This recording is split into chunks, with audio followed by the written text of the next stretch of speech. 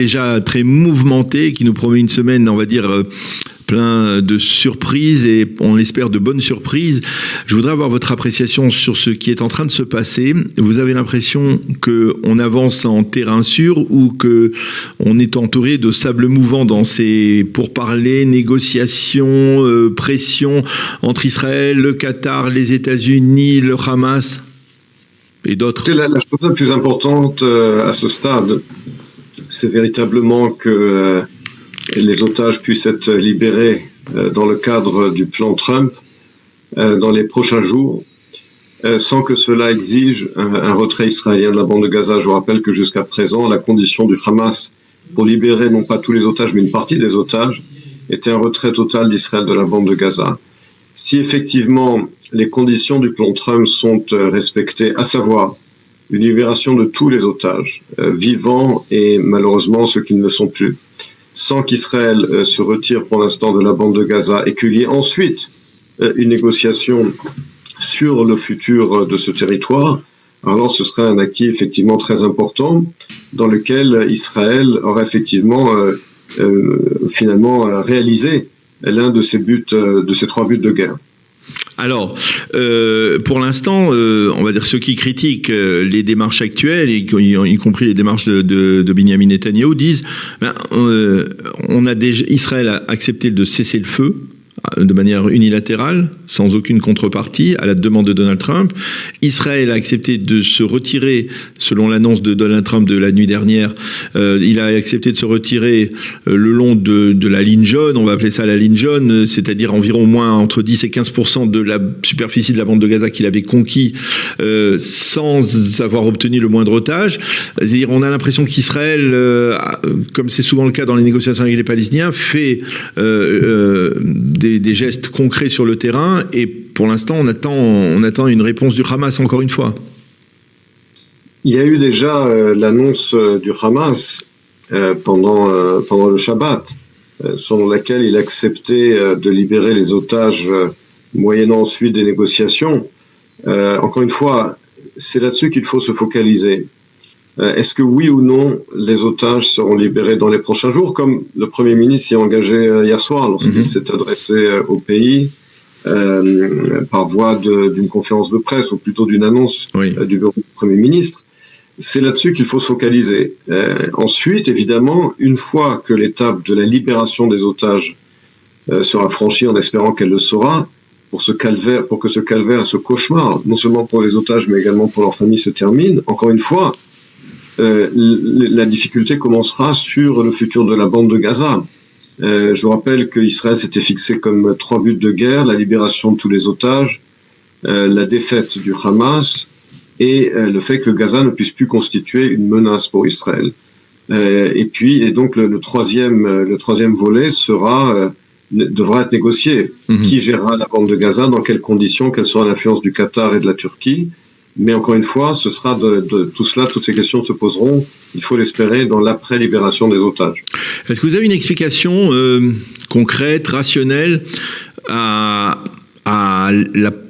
au changement, on va dire, d'approche du Hamas, qui a toujours refusé des plans, et bien entendu en particulier des plans d'accord global qui l'obligeraient à libérer tous les otages, et le positionnement actuel aujourd'hui, on voit le Hamas, à la surprise générale, je dirais, accepter le principe d'une libération de tous les otages, avant même que le reste de son avenir, enfin l'avenir de son statut politique sur le terrain, soit déterminé. Comment vous expliquez cela ? J'explique cela par l'alternative. À savoir, l'alternative, c'était la conquête de la ville de Gaza et l'élimination totale du Hamas. Et je vous rappelle que le président Trump, la semaine dernière, avait bien dit que si le Hamas refuse l'offre, Israël a carte blanche pour terminer le boulot.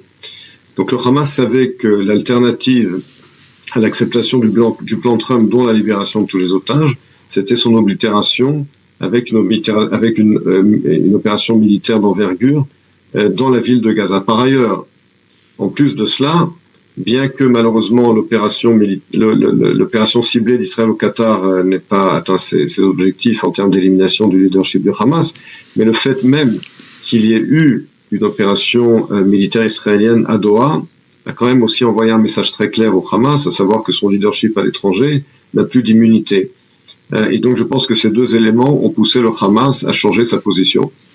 Il y en a d'autres, à votre avis? Est-ce que, par exemple, Donald Trump aurait pu promettre au Qatar, à la Turquie, par exemple, à l'Égypte, on va dire, faire des promesses alléchantes pour les forcer à faire pression sur le Hamas pour qu'ils disent oui, même oui mais? C'est sans doute le cas. Je pense que le président Trump ne cache pas du tout qu'il a des relations privilégiées particulières avec le président turc, le président Erdogan, et qu'il considère le Qatar comme un allié. Alors que le Qatar, oui, certes, est l'hôte de la base américaine la plus importante au Proche-Orient, mais ça n'est pas exactement un allié. C'est-à-dire que c'est un pays qui agit contre les intérêts américains et occidentaux dans le monde. Donc oui, je pense que le Qatar a un pouvoir d'influence énorme sur le Hamas, et que l'une des contreparties que le Qatar a obtenues, c'est pas seulement ces excuses présentées par Netanyahou à l'émir du Qatar la semaine dernière, mais c'est également le fait que eh bien, les États-Unis se sont engagés à ce qu'il n'y ait plus d'opérations israéliennes contre le Qatar, et également de promettre au Qatar un rôle futur dans la bande de Gaza. Tout cela est extrêmement problématique, évidemment, pour Israël, mais c'est, semble-t-il, malheureusement le prix à payer pour la libération des otages. Il y a un prix à payer. Vous êtes de ceux qui disent que Netanyahou est actuellement manipulé par Donald Trump, qu'il est une sorte de marionnette qui agit selon les ordres de Donald Trump, ou alors tout est coordonné jusqu'au dernier détail par les deux leaders, par Donald Trump et par Benjamin Netanyahou? Non, je pense qu'il n'est pas raisonnable et il exagérait de parler de marionnettes. C'est sûr que le président américain a un moyen de pression énorme sur Israël à ce stade. Il y a une dépendance militaire, il y a également une dépendance diplomatique, vu l'état de la position internationale d'Israël. Aujourd'hui, les États-Unis sont quasiment le seul pays qui continue véritablement de défendre Israël, avec entre autres leur veto au Conseil de sécurité de l'ONU. Mais il y a une véritable coordination entre le gouvernement israélien et l'administration Trump. Le rôle très important de Ron Dermer, par exemple. Les choses sont coordonnées. Le plan n'a pas été imposé à Israël, même si, évidemment, il y a certains éléments du plan Trump qui ne font pas plaisir à Israël. C'est inévitable. On ne peut pas tout obtenir, on ne peut pas obtenir tout ce que l'on veut. C'est sûr que les États-Unis, aujourd'hui, l'administration Trump a une capacité de pression énorme sur Israël, mais Trump, je le rappelle, est très favorable à Israël. Il l'a rappelé lui-même. C'est le président le plus favorable à Israël qu'il a eu dans l'histoire, et puis il l'a prouvé avec l'opération militaire contre l'Iran. Donc évidemment, il y a des choses dans le plan qui ne plaisent pas à Israël, c'est normal, mais les choses sont coordonnées de façon globale entre le gouvernement israélien et l'administration américaine. Vous avez le sentiment qu'il y a des choses que l'on nous cache, un peu comme à l'époque d'Oslo, on avait caché les négociations entre Arafat et le gouvernement à l'époque, le gouvernement Rabin-Peres? Le plan Trump est un document public. La véritable question qui se pose, à mon avis, à ce stade, c'est l'influence future du Qatar et de la Turquie dans la bande de Gaza. Ça, c'était véritablement un problème. Et puis, la question de ce fameux État palestinien, est-ce que véritablement il y a un engagement de Donald Trump pour que de futurs pourparlers aboutissent à un État palestinien, oui ou non? Là-dessus, il faut clarifier les choses. Je pense que là-dessus, les choses ne sont pas claires. Est-ce que oui ou non, le gouvernement israélien s'est engagé à ce qu'au bout du compte soit établi un tel État, oui ou non? Et jusqu'à quel point le gouvernement israélien a-t-il accepté une future influence turque et qatari, c'est-à-dire des frères musulmans, dans la bande de Gaza? Là-dessus, je pense que le public israélien est en droit d'avoir des clarifications. Alors, avant de revenir à ce que vous dites par rapport au public israélien, vous avez le sentiment que l'on pourrait se retrouver dans un cas de figure qui ressemblerait à celui du Liban, c'est-à-dire Israël, il y a un accord de cessez-le-feu, mais Israël frappe le Liban, frappe le Hezbollah lorsqu'il en a besoin. C'est quelque chose qui peut être réaliste dans l'après-Gaza, dans l'après-guerre? C'est indispensable. Il n'est pas question, à mon sens, que Israël ait les mains liées après un retrait de la bande de Gaza. Ce serait de la folie. Il est évident que le Hamas ne va pas se désarmer par bonne volonté pour faire plaisir à Israël et aux États-Unis. Par conséquent, il est absolument indispensable qu'Israël continue d'avoir une liberté d'action contre le Hamas et autres djihadistes dans la bande de Gaza. C'est le cas au Liban. Effectivement, comme vous l'avez rappelé, il est absolument indispensable d'exiger que ce soit la même chose dans la bande de Gaza. Alors, vous parliez du public israélien. Est-ce que tout le monde parle ici en Israël? On est au mois d'octobre. Dans 2 semaines, c'est la rentrée parlementaire. Tout le monde parle d'élections anticipées. Est-ce que finalement, d'une certaine manière, ce plan, après la libération des otages, si elle intervient, on l'espère tous, bien, ce sera au cœur de la prochaine campagne électorale et ce sera, on va dire, le gage que Benjamin Netanyahou apportera pour essayer de se faire réélire? La vérité, c'est que je ne pense pas que cela soit important. Je pense que ce n'est pas le moment de parler d'élections, de parler de politique. Ce n'est tout simplement pas approprié.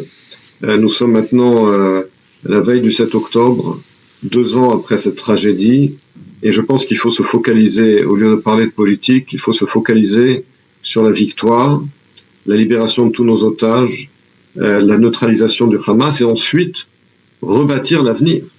Il va falloir maintenant rebâtir la position internationale d'Israël, qui évidemment a été très affectée par la guerre. Il va falloir également penser les plaies de la société israélienne. Franchement, nous n'avons pas besoin maintenant d'une campagne électorale qui de nouveau va nous diviser. Alors il y aura des élections, évidemment, il faut des élections tous les 4 ans, mais nous n'avons pas besoin à ce stade, encore une fois, de division, de campagne électorale, d'incitation, etc. Il faut penser les plaies de la société israélienne. Et puis, ne pas oublier qu'avant 7 octobre, il y avait eu ces déchirures terribles autour de la réforme judiciaire et que les problèmes de fond, il faudra bien les traiter. On ne pourra pas éternellement repousser les problèmes.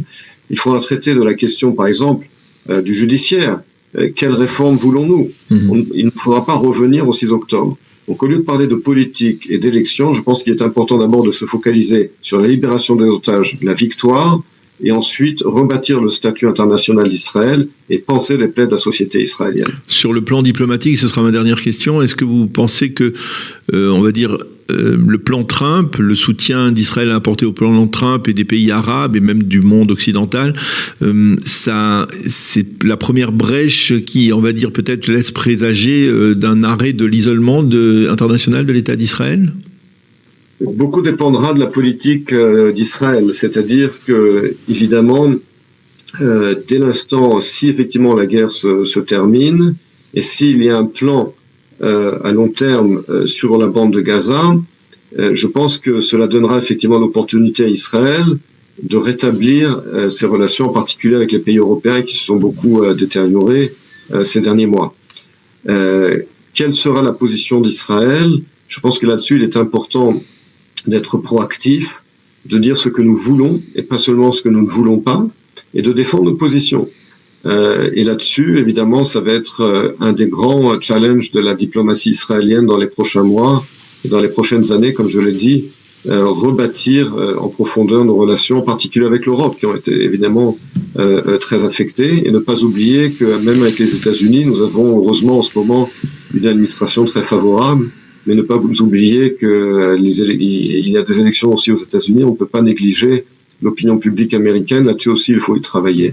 Donc il y a un travail de fond à faire vis-à-vis de nos alliés, comme je l'ai dit, pour rebâtir la stature internationale d'Israël après la guerre. Eh bien, professeur Emmanuel Navon, merci beaucoup d'avoir accepté de répondre à nos questions à la veille de cette semaine qui s'avère être cruciale pour l'État d'Israël, pour les otages, bien entendu, et on espère tous des bonnes nouvelles pendant cette fête de Sukkot, de retour à la maison de tous les otages. Amen. Merci beaucoup d'avoir accepté de répondre à nos questions et Chag Sameach, à bientôt. Merci, à bientôt.